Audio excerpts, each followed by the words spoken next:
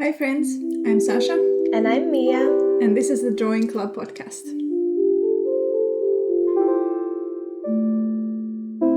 Okay, welcome back. Yes, another week, another episode. Yeah. Time to draw. Yes. What are you drawing today? Well, I'm drawing this portrait. I can show you in this camera in case you're watching. I'm just drawing a portrait of this girl who has this amazingly cool hairstyle that I've seen online, and this colorful t-shirt that I was like, or shirt that I was inspired by my own shirt, actually. Yeah, I was like, this looks like your shirt. Yeah. Not the one I'm currently wearing, but yeah. What about you? Well, I just drew this very simple kind of branch that, like, my idea was to draw this branch that kind of occupies the whole sheet. So, like, to make the leaves. Yeah, it's actually, there is, like, this one illustrator that now I don't remember the name of. Okay. That, like, their whole thing is that they draw these really cool, like, trees or branches or leaves or something that kind of occupy the whole canvas. Nice. And I kind of wanted to try, like, also doing a composition that is kind of like that. I don't know. It still has some empty spaces, but I tried. Yeah, it looks very cool. Yeah. So I wanted to try something also more simple, because usually I never finish an illustration within one podcast, so maybe this one I can finish. Yeah, that is very challenging, like the biggest challenges with this podcast, pretty much. Okay, so in case you're wondering what we're talking about, if you're listening to us like on a podcast app or something, we are also a video podcast, so you can both watch us on YouTube or listen to us on your favorite apps. Yes. So if we refer to something that you can't see now, that's why. Yes. Yeah, so the video, oh yeah, you mentioned it, the video is on YouTube. Yes. I'm sorry. I was like, oh yeah, you should mention that. Yeah. So, should we start with our little week story? Yes. Yeah. Week story as in yeah, like a weekly, like from the past week. Yes, yeah, because in the last episodes we were kind of like talking about how our week went a little bit, but then we were thinking, should we just pick one thing to talk about that happened to us in the past week, so we can also keep you friends updated about our life a little, but also that it's not like a whole question about the whole week. Yeah, oh my god, I always get so overwhelmed when someone asks like, so how are you? I feel like, oh my god, what can I answer so I sound like a human being? Or yeah.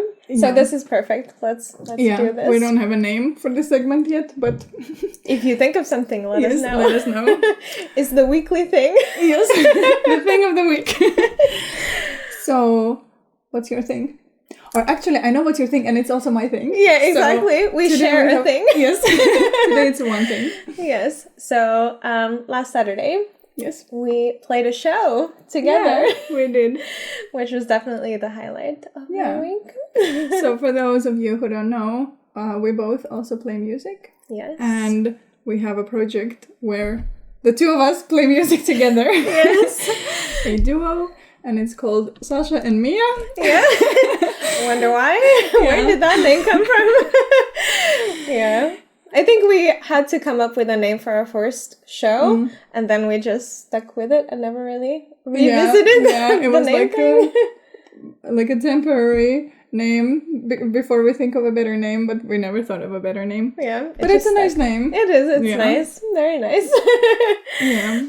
Yeah. So we played a show here in Helsinki, and it was really cool. It was this, what was it, the event called? Something about sleep? The Big Sleep. The Big Sleep, which is so cozy. There were like bean bags and couches all around the space, and we were like... Yeah, and all of the artists were playing something like kind of atmospheric that you can rest or sleep to. So the whole idea was about that it's like this very chill, very kind of sleepy show. Yeah. Yeah, I really liked that idea.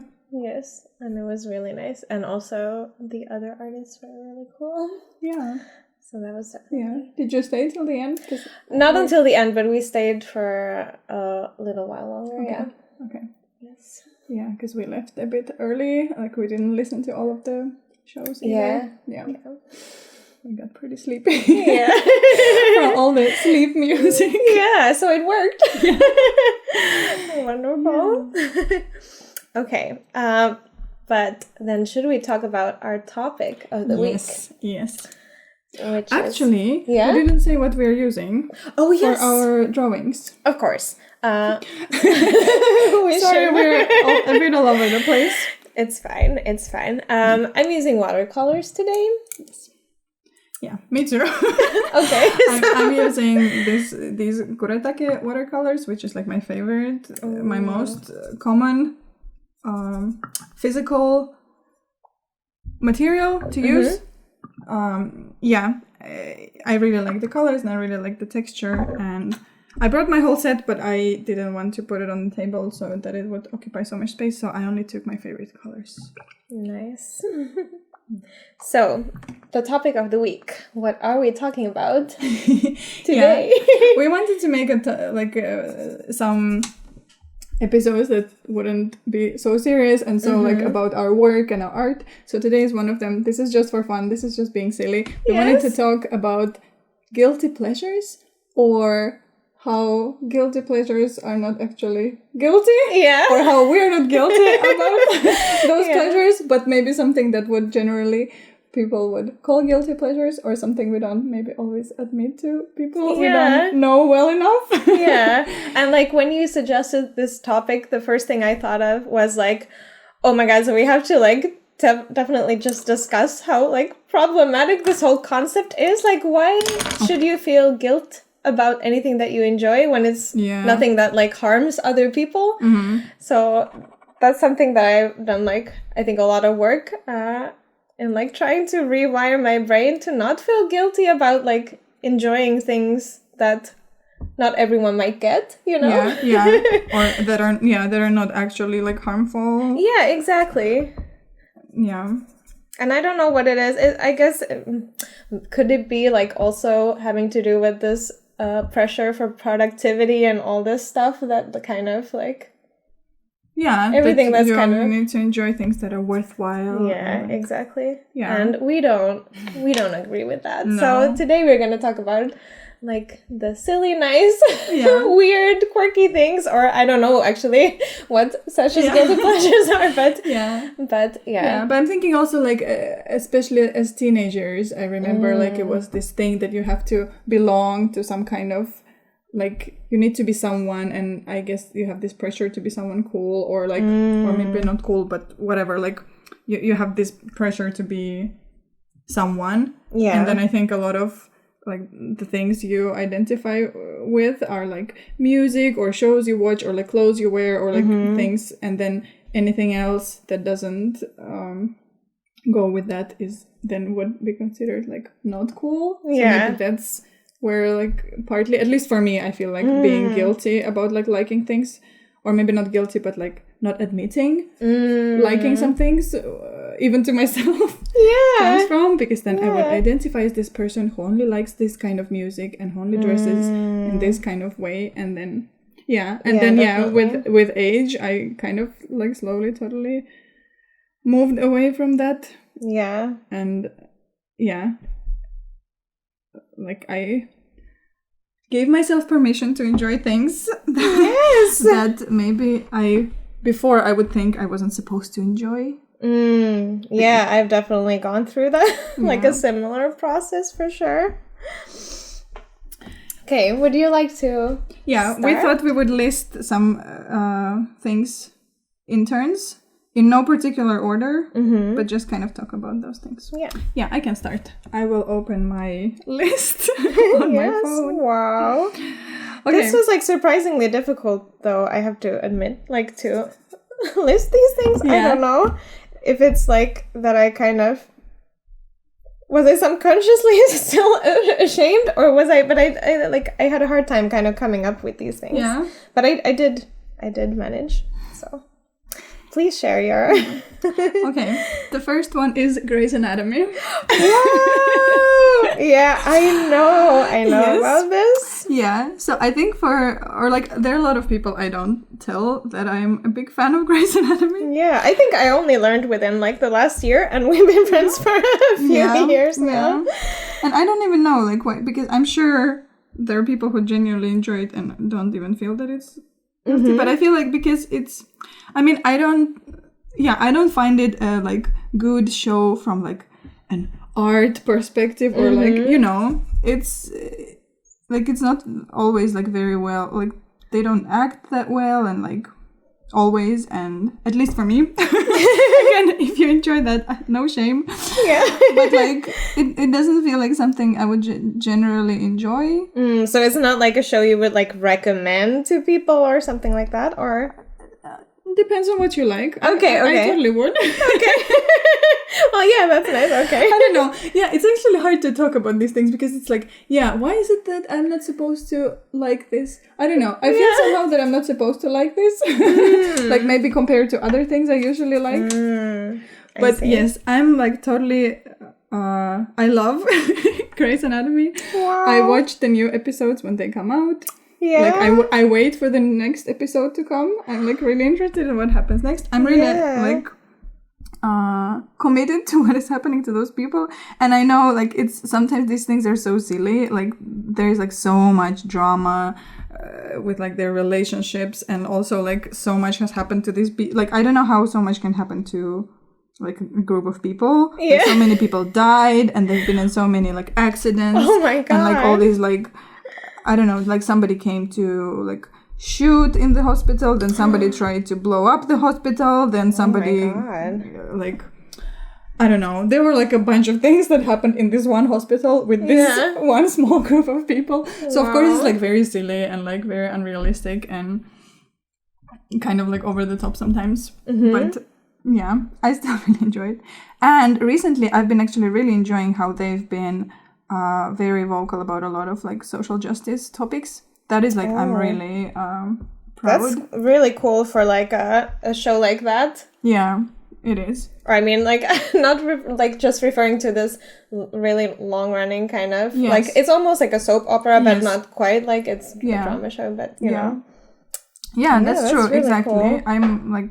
I'm really liking that, how they're like trying to be also educational and like, and also like make a point, kind of show where they stand on a lot of issues. Like they talked a lot about like LGBTQ issues and like police brutality in the US, and like recently there was a lot about like this like a medical system in the US, and like with all the insurance stuff and how like people can't afford treatment and things like that. So yeah, that has been, I'm like every now and then I'm watching these episodes and I'm like, yes thank you for talking about this. Yeah, that's really cool. And is this something you've been like watching for a long time? Yes, I think, I mean, I started watching it like way later than it actually came out on TV. Okay, yeah. So I wasn't watching it like as a child or teenager. I think when I was in the university. Okay, yeah. I started watching it. Yeah. So I kind of like the first maybe like 5 or 6 seasons I just watched like in a very short time, and then since then I've been like following. Yeah. That's really cool. I also had like a brief stint with Grey's Anatomy. It was something I used to watch from like when I still lived at home, like on the TV. I used to see it sometimes. Then one time I think I was sick, like sometime in my early 20s, and I like binge watched, I think like the first few seasons. But then I just kind of, but I really liked it, and I also got really invested, but then, you know, sometimes those things just don't stick. Yeah, and I also like understand that a lot of like medically it's not always even though I heard that I heard that they have like pretty good consultants who like but also I'm not sure. And because my sister is a doctor, I sometimes like tell her about things that happen there just to like ask like if this is actually something that happens. But again, like sometimes that hospital is like the best hospital in the world, and that those doctors are like ahead of progress always. So I think also like they do a lot of stuff that isn't actually maybe done in medicine yet. Okay. Or, I don't wow. know. I don't know.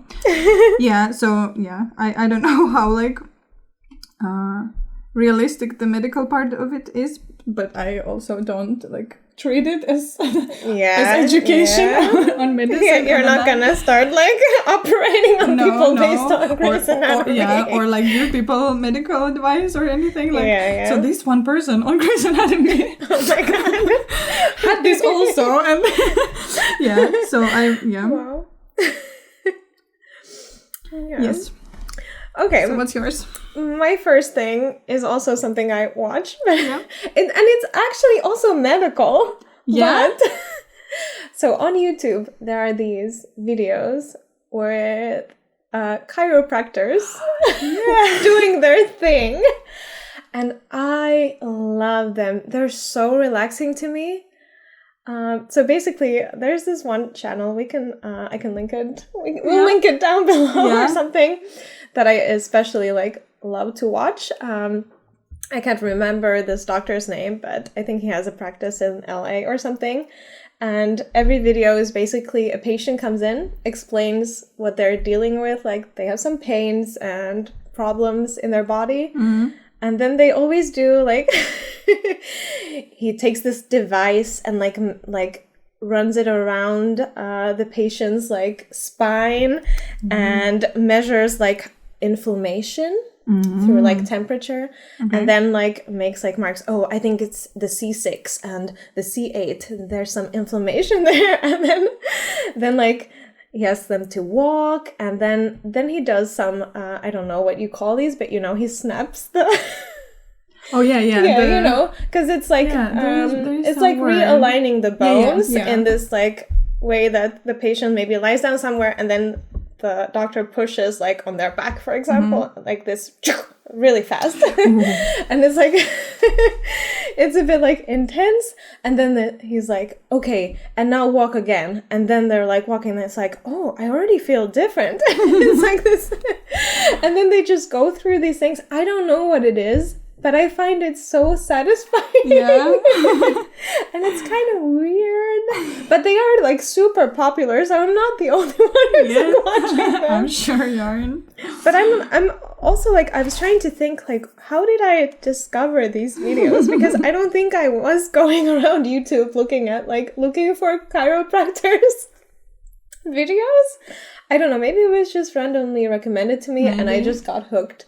So it's just something I do sometimes when I'm stressed out. I will just watch a few of those videos, and I don't know, they just make me feel really happy. And also like sometimes the people, of course, like if they're like dealing with a lot of pain, they might get like really emotional, and like this release comes like and it's like also like emotionally very satisfying to see like those people feeling immediately better. Yeah. Do you ever cry watching those? I think I have, I feel like I would with this kind of stuff. Yeah, it's really, I don't know, it's like really wholesome, but like kind of weird niche also. Yeah. Okay. So my next one, it's gonna be also a kind of YouTube stuff. It's makeup tutorials, and it's just one person that I watch. I actually don't really like. I don't really use makeup, and I'm not really like that interested in makeup and like learning to use makeup. I'm just like, it's just not my thing. I really appreciate people using makeup nicely or just like in everyday life. I have like nothing against that, but it's just like not my thing. I don't really use makeup unless like maybe sometimes for a party I would do something little, or like I use lipstick sometimes. Sure. Anyways, I'm not interested in that, and I never really like watched makeup tutorials, and I've heard from people that there are people who don't use makeup but who still watch makeup tutorials just because it's interesting, and I never understood that. Yeah. Until I started watching James Charles. Oh. For some reason. And I know it's like, it's a bit of a your fave is problematic story. Yeah, definitely. Yeah. So I have like, I just want to mention that I know that he has said things that like were not very good. And some of them he apologized for, but maybe not all of them. And also he has been like people have told things about him that might be true, might not, I don't know. But yeah, I don't want to like get into that. But sure. I just wanted to say that I know. Sure. In case anyone wanted to let me know. But anyways, I don't know what, but like the way he shows this stuff like got me really hooked. Yeah. And I just like watch him do his thing, and he's like so good at it. And just like the way he talks is like kind of captivating, even though again, like this is not I don't follow anyone who like has this kind of personality. Yeah. It's like I'm really surprised that I'm interested in it. Yeah. But I am. I don't know. Yeah. And yeah, but also, yeah, the looks he makes are like really awesome, and like the way he uses colors and I mean, I don't know, again, like maybe people who watch a lot of videos would say that whatever he does is not that original. I don't know. Maybe everyone or like a lot of people in the makeup community do the same thing.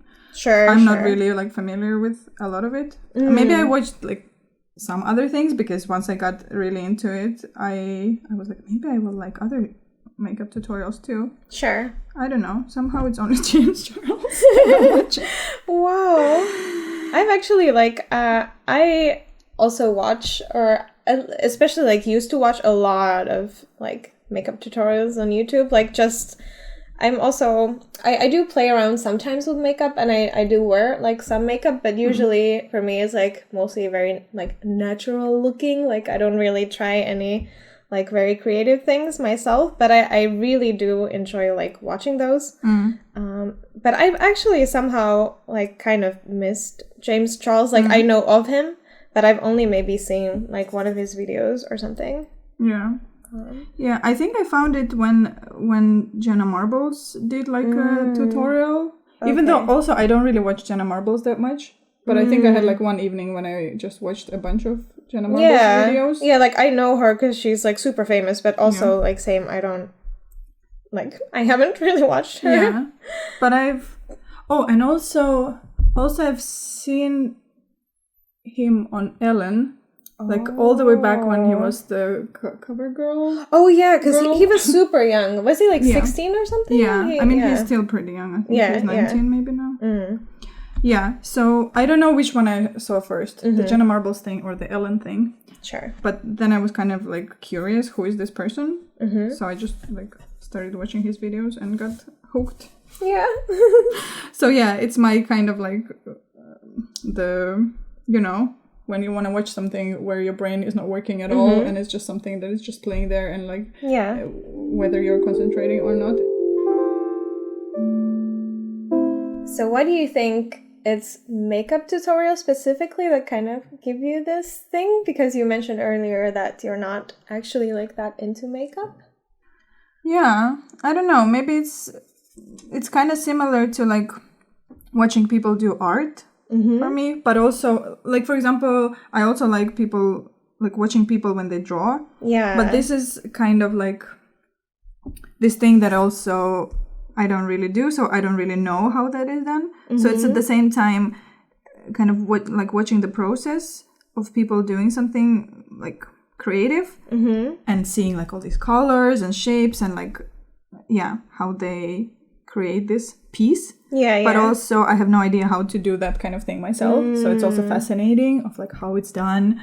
This like you know how sometimes you like to watch things be made, and it's like, wow, so this is how you make this, or like but I feel it's like, to me it feels like watching a person like make art. I agree. And I think like I just thought of like one difference maybe to most than like drawing or that kind of art videos, like when people are doing their makeup, they usually like talk a lot and like in this very friendly way. So it feels like more maybe like, you know, kind of like watching your friend. Like exactly. Kinda. True. It's like, it feels more social maybe than like most art videos, I think. Yeah, exactly. Yeah, you also I like that. Hear a person just chat about random things. Okay, so my next thing is also a YouTube thing because I love singing YouTube karaoke. Me too. I love to do that too. Yes. I totally forgot about it. Oh, yeah. It's the best. And they're like usually they're these really crappy MIDI. I mean, I guess all karaoke like soundtracks or like what are they? Anyway, the tracks are pretty bad. Yeah. But I love it. And especially like singing these huge diva songs like Whitney Houston, Beyonce, and these songs that, I mean, I love to sing and I like to think I'm a pretty good singer. I like my voice, but those songs are like way too difficult. But oh my god, is it fun to like just sing like your heart out. These like super intense, emotional like diva songs. I love it. Do you do it by yourself?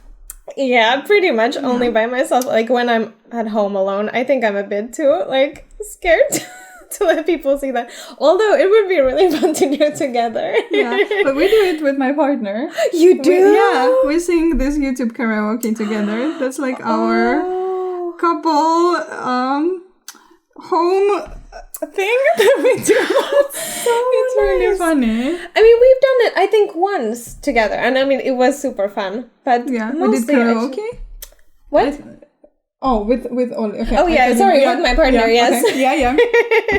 Yes, we did it once together with my partner, but I guess it's not so much his thing.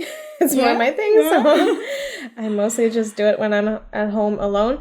And actually, I've noticed that I often do it when I'm kind of maybe feeling a bit low and I need to like, I don't know, like I always get like really confident when I sing these, like these really powerful songs and just like no shame, just like it makes me feel so good. And then I'm like kind of dancing, like I'm like, I can't do it sitting down usually. I'm kind of like dancing around, even if it's a slow song. I kind of have to move because I always also get this like nervous energy, even if it's just me alone singing it. I kind of get this like ooh, like almost like butterflies in my stomach because I'm like maybe like even just singing to myself sometimes is like, ooh.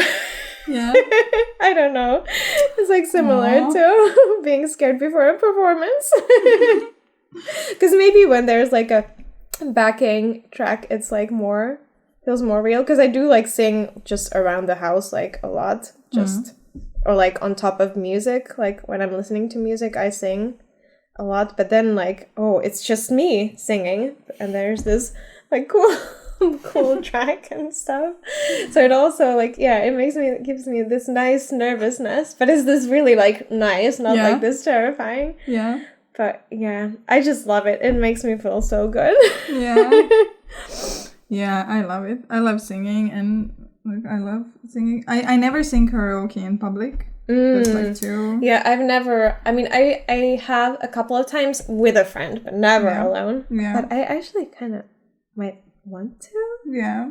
I mean, I did like at a party at like someone's home, so that would be like... Oh, true. Yeah, I've done that too. That would be nice, but if it's like a karaoke bar, I have no idea how people do it. I'm too scared to do that in public. Do you have like some favorite karaoke songs? I'm not sure. Maybe some like Evanescence stuff or something like that. Oh my god! Yeah, I love that song. So cool. Yeah. Oh my god, I used to love that when I was a teenager. That would be so fun to sing. I have to try that next time. Yeah, especially together. It's nice the Bring Me to Life one when there's like two people. Yeah, but I like this kind of stuff from my childhood. I love singing Britney Spears songs and like a lot of like 90s pop songs and like, well, actually that was like my next guilty pleasure, like in general, this 90s pop music. Yeah. I mean, I used to be like a huge Britney Spears fan when I was like, I don't know, 10. Yes. But then during my teenage years, I became the person who only likes rock music. Oh, yeah. So then I was not supposed to like any stuff like that. I definitely went through the same thing. And it took me like a long time, because then I kind of moved into like playing bands and also like moving into like this experimental music and a lot of like different kinds of things. So I kind of, even though I wasn't a teenager anymore and I didn't have this identity thing, I didn't like care as much, but maybe still somewhere in the back there, I had this thing that I'm not supposed to be into pop music. So actually like quite recently, like maybe within the last like 3 years or something, I kind of like totally let it go, and I was like, yes, I can also enjoy pop music, and especially like all this nostalgic stuff from my childhood. Yeah. Like, well, of course, like the Britney Spears songs are like the biggest thing, but also like a lot of this. And only recently, like this is the thing that I actually wrote down now for like the next guilty pleasure. Like only recently I admitted to myself that when I already like in the 90s or maybe like early 2000s, when I only liked rock music, I really enjoyed Sugar Babes. Oh, yeah! We've talked about Sugar Babes before. Like, I never, like, because like Britney Spears and that like earlier stuff that I actually liked before I got into rock music. But I think Sugar Babes was like on MTV all the time. But I didn't officially like that music. But I remember I really liked those songs actually. Yeah, but you were just like, couldn't let yourself. Yeah. So I couldn't like buy their records or like, you know. Yeah, but be a fan. Yeah, but when their like music videos came on MTV, I would like kind of really enjoy it. I mean, I didn't realize that I was, but I kind of like recently, maybe when I had some of my 90s pop binge listening session, I kind of realized like, oh my god, I love their music and their voices, and like they're just so cool. And I don't know, it's one of my favorite like pop bands from the 90s now. Yeah, so that is another kind of guilty, not guilty pleasure. But also in general, like 90s pop music. Yeah, I had a very similar experience with Beyonce. Yeah. Because growing up, I loved R&B, and I like Destiny's Child was my favorite band for like when I was a preteen and in the beginning of my teens. But then I got angsty. And of course, I could not enjoy like something like I got kind of like oh no, like anything sexy was like ugh, and anything like party I was like ugh, no, not me. So like for like 10 years or more, I just totally was like, yeah, no, pop music is not like cool unless it's like something very like, you know, not mainstream pop music. Yeah.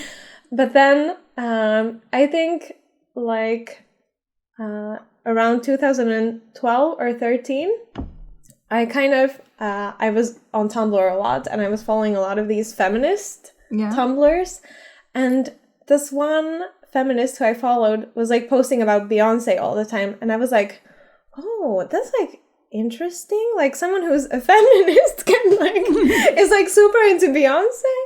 I was like, I got like really curious, and then I listened to some of her like newer music, and I was like, I got really into it. And then I was like, oh my god, I'm allowed to like Beyonce now. And I've been like a huge fan of hers. Thanks to feminism. Yeah, thanks to feminism. Thank you for like letting me rediscover my childhood. Yeah, but actually now I'm thinking, I think a lot of this, like letting go of those guilty pleasures is thanks to feminism for me. Yeah, definitely, same. Yeah, because I think a lot of those things were kind of like trying to move away from like femininity and stuff because it wasn't cool. Like, exactly. All this, like the sexy stuff, the feminine stuff, they're like cute and like not serious. Yeah. Yeah, I think so. Yeah, and now I'm like, I can be this person who's not very feminine but still enjoy pop music. Yes. Like it's music. Yeah. It doesn't actually like it's music shouldn't have be so gendered. Like you can, if music is feminine or masculine to you, it can be, but also it can be just music. Yeah, exactly. And like we are humans. We are multifaceted. We have like different, we're just not like one type of person in all our things, Yeah. We have many sides, so we should allow ourselves to enjoy all of them. Yeah, true. Yeah. Okay, so what's your next one? Okay, so my final one, I think, is... this I was like the most kind of scared to share, even though it's not like a secret, but it's something I don't talk online about. Okay, so this is your actual guilt? I think so. This is like the most... But I love fanfiction and fandom culture a lot. And I'm a huge geek about it. And so if I guess I should give a little explanation in case these terms are not like everyone knows what they are. So like fanfiction is fiction that fans write about, I don't know, like movies, TV shows. So they take those characters and they write new stories with them, basically. And fandom culture is just this, like, it's basically fan culture. So fans are fans of a TV show, and then they like are super enthusiastic about it. They write new stories with those characters and they share them together, and they share GIFs of these characters and photos of these characters, and just like it's really this cute, enthusiastic love fest for cultural products. And also of course a lot of fanfiction is like romantic in nature, which is like I'm a sucker for romance, like such a sucker. I love it. Is this like at all familiar territory for you? No, actually. Yeah, I'm actually surprised that now you say that it's you never admitted online and that it's somewhat guilty. Because for me, I've never been, like, as a teenager, I've never been part of fandoms or anything. It's like, it's something I only discovered very recently with, like, internet. But I always, like, when I'm on YouTube, for example, or, like, I don't know, like, all the people I follow, somehow I feel that everybody is, like, into like fandom culture or fan fiction and stuff. So I've been actually a bit like feeling, I don't know, not guilty maybe, but somehow like why am I not into this? Like why have I never been kind of like, I don't know, maybe I've never, as a teenager, I've never been exposed to this, so I kind of never got into this. But I think it's really cool. Yeah, I love it. But I think I also like with pop music, I kind of went through like not like as severe of a break or anything with fan culture, but kind of like I was a bit in denial about myself and how much I like it. Because for me, I discovered Harry Potter fan fiction when I was a teenager, and I was a huge, and still am a huge Harry Potter nerd. So that was like my first fandom. And then, like, throughout the years, I've been, like, in several fandoms. I am more of a lurker. I don't actually write things myself or, like, participate very much. But I love to, like, read things other people make and, like, watch things and, like, participate that way. But I kind of had this thing where I was in denial about how much of a geek and nerd I am, I think. I kind of thought it wasn't cool, but now I'm like, so I don't get it. I think it's so cool to be a fan of something and to like I just to other people who are also fans. Yes. Yeah. And like these communities are like so positive, or at least like I know there's always like some fandom drama, but I've never like experienced that. Like these communities are like super open and loving, and also these writers are so like smart and also like really like socially aware. Yeah. Like they explore all these like gender equality and racial injustice and all these things in their in their fiction through like very creative means. And it's so cool. And that's something that's happened like especially in the past like 10 years or less. Like you can hear like all these topics that are like current right now. You can also like hear those in the fiction, which is like so amazing. And it's like all the representation that is lacking in the media is like kind of added by the fandom. Exactly. That's really cool. Yes. Yeah, like for example, like some authors who have created amazing amazing pieces of art about like magical schools can be like really horrible transphobes, but the fans are like creating fiction with trans characters and like making these characters trans, and that's like amazing. And it's something that because it's still lacking, this is a way to create these representation, and that's like the most amazing thing.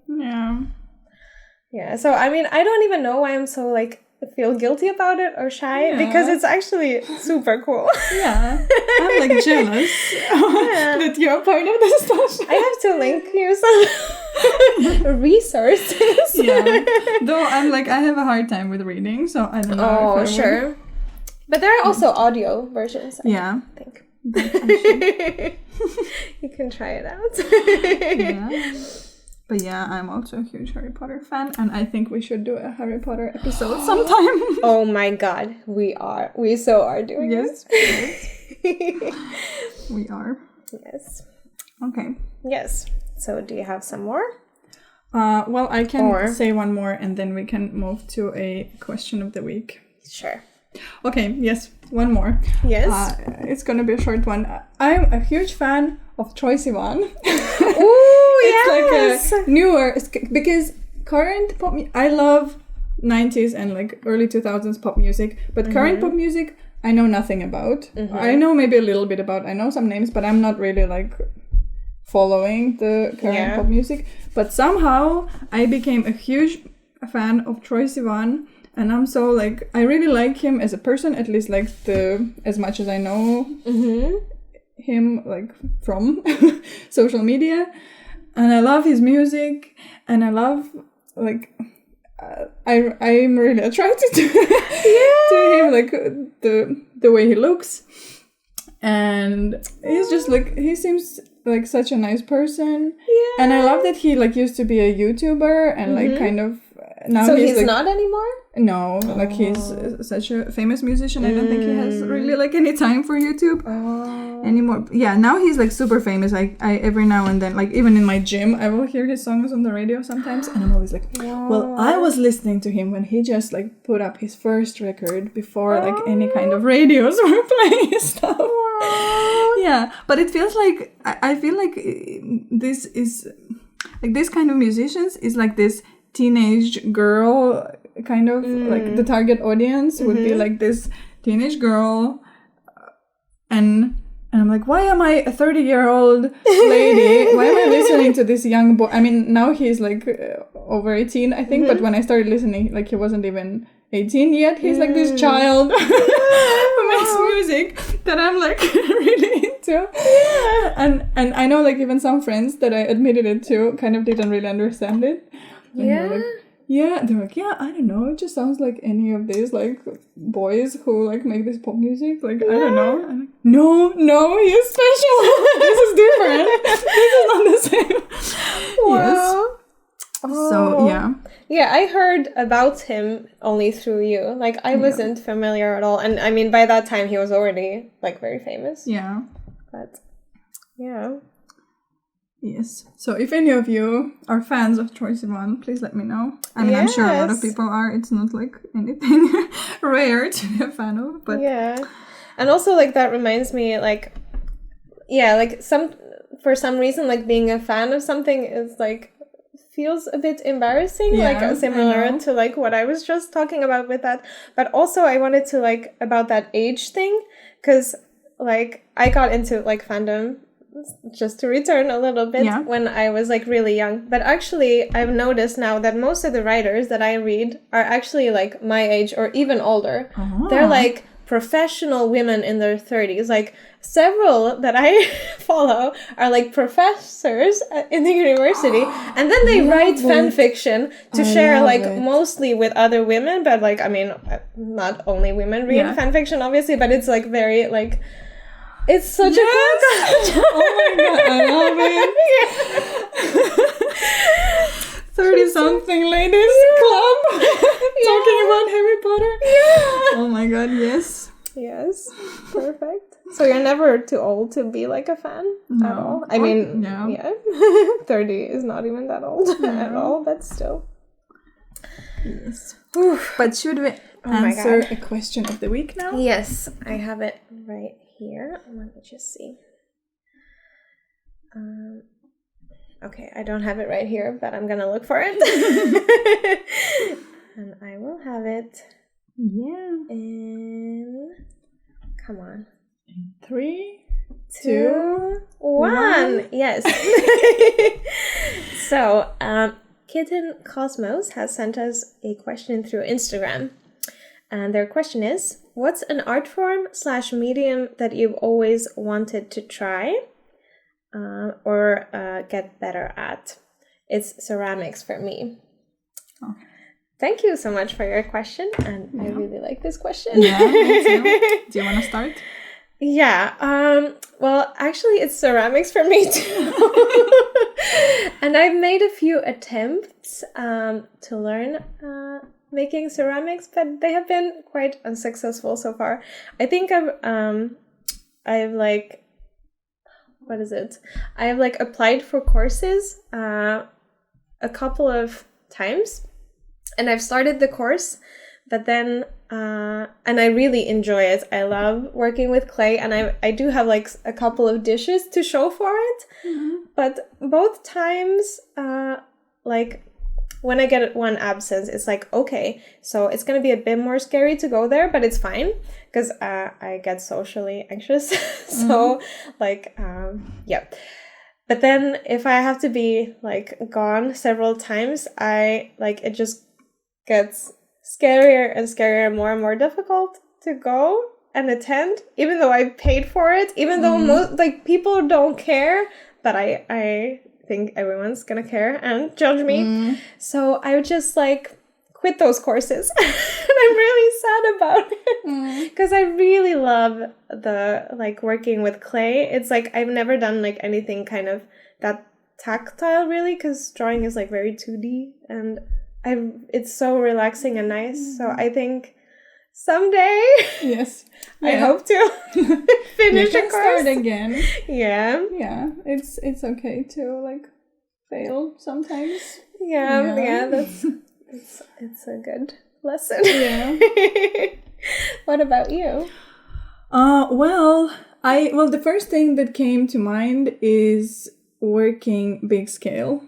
Ooh. I really, really want to try like drawing like on a wall or like a window or like something big. I love that. Yeah, I even had with my band, when we had this rehearsal space, it was like quite big and there was this whole empty wall, and I was even like then planning to kind of cover it with paper and just try to draw something big, because I was coming there once a week to rehearse. So I was like, if I just come 1 hour early and then just do, but yeah, I never got there. It was even like in one of my New Year's resolutions, I think, to do that, but yeah, that never happened.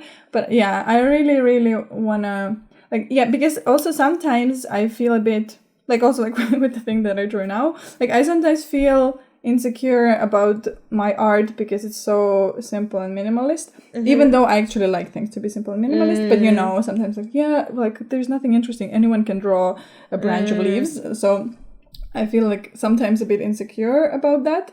So I feel that those things, like if they are on big scale, they could look really cool even if they're really simple. Yeah, definitely, because then there's like a color splash or like some kind of like even the composition thing, like I don't know, I just really want to try planning and like also painting. I really enjoy like painting big kind of.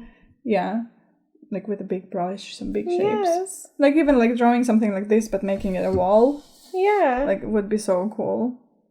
Yeah. So that is the thing I really wanna try myself at, and I feel like I might enjoy that.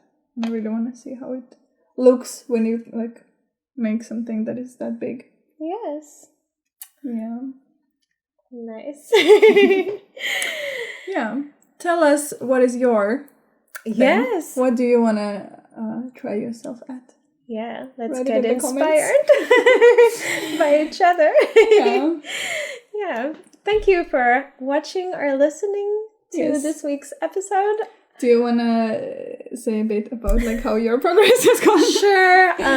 Yeah, I'm like halfway there, I think. It's really messy because like painting with limited time is like leads to me smearing stuff everywhere, but I like it so far. I like the colors. We'll see. Yeah, I really like the I'll colors finish too. it off camera. Yeah, I think I want to. I kind of finished, but I think I still want to line maybe with like a pen. Yeah. Because I like these watercolor lines, but they're like different. I don't know. I want to try to still add maybe some pen because I feel like I'm lacking contrast. Nice. Yeah. So we'll do that off camera and we'll insert them at the end as always. Yes. Oh yeah. But thanks for joining us. Thank you. Yes. And please, if you have a minute, share our podcast with your friends or your illustrator buddies or drawing companions or anyone you think might enjoy. Yes, because we're still a baby podcast and and we want to grow and we need your help. Yeah, please water us so we can flourish and bloom. Yes. Yes. And also, if you have a chance to rate us on Apple Podcasts or other podcast apps where we're available, we would love it if you left a review or like a star rating or however those work. Yes. That would also help us a lot. Yes. And if you're watching us on YouTube, you can subscribe to the channel and like the videos and write us comments. Yes. And however much you can help would be greatly appreciated. Yes. So let's talk to you down in the comments or see you around. Yes. See you. Yay. Bye. Thank you for listening to the Drawing Club podcast. You can follow us on Instagram at Drawing Club Podcast or email us at drawingclubpodcast@gmail.com. You can also find me, Mia, on Instagram at mia.minerva and on YouTube as Mia Minerva. Sasha, where can we find you? I'm on Instagram at Sasha_Kretova. This podcast was created by us, Mia Minerva and Sasha Kretova. Olli Aarni created the theme song and assisted with the recording, and Dmitri Zherbin took care of audio mastering. Welcome to the club, friends.